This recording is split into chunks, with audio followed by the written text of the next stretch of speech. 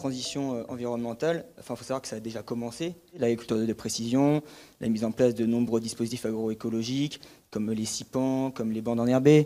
Enfin, il y a énormément de choses qui sont en place.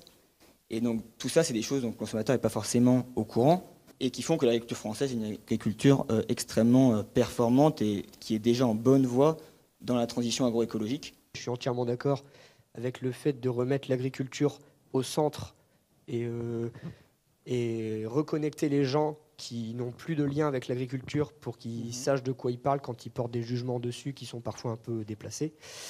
Et la deuxième chose qui me fait un peu peur pour l'avenir, c'est le poids des normes. En fait, j'ai le sentiment qu'on essaye tout le temps de laver plus blanc que blanc et on n'est plus conscient de ce qu'on fait déjà de bien aujourd'hui.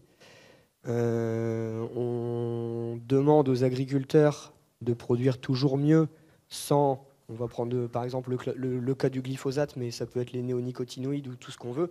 On leur demande de changer leur façon de faire sans leur proposer de solution derrière, sans même leur donner de pistes. On les lâche un peu dans l'arène avec les lions et puis débrouillez-vous.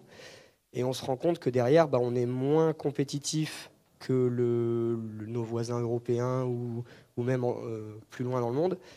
Mais on leur demande quand même de vendre sur le même marché. Et je trouve que ces normes, elles sont complètement décorrélées de la réalité du terrain et des marchés mondiaux qui nous rendent un peu fous